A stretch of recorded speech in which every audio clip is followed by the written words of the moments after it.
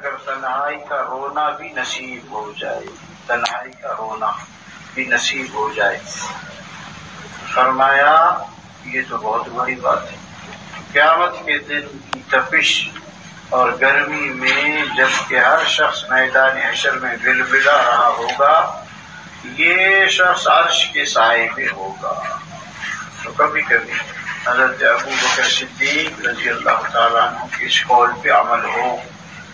حضرت ابو بکر صدیق رضی اللہ تعالیٰ عنہ کا ارشاد ہے کہ رو، بڑی اچھی چیز ہے رونا اللہ کے سامنے۔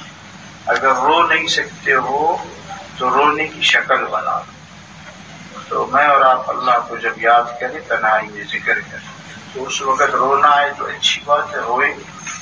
رونا نہ آئے کم از کم رونے کی شکل بنا دیں۔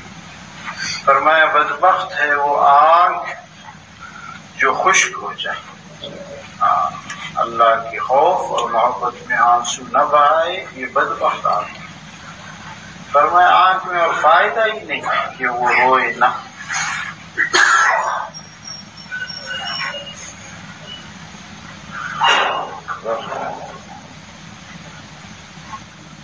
اللہ تعالیٰ کا ذکر جنت کے پودے ہیں۔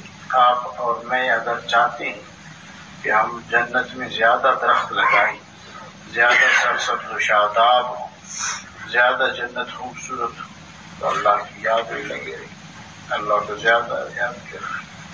اللہ کا ذکر آدمی کی ترقی کرتا رہتا ہے روحانی طور پر، یہاں تک کہ بستر پر بھی ترقی کرتا ہے۔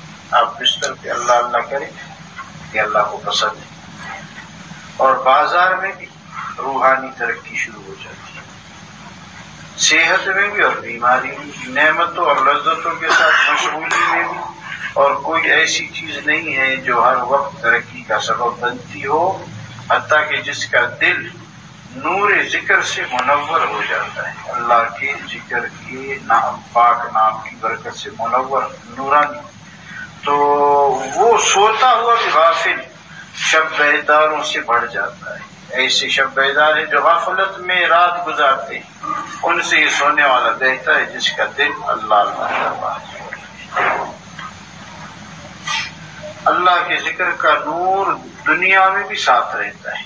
آپ بات کریں گے نور والی باتیں ہوگی، آپ دیکھیں گے نور سے دیکھیں گے، آپ سنیں گے آپ کا سننا نورانی ہوگا،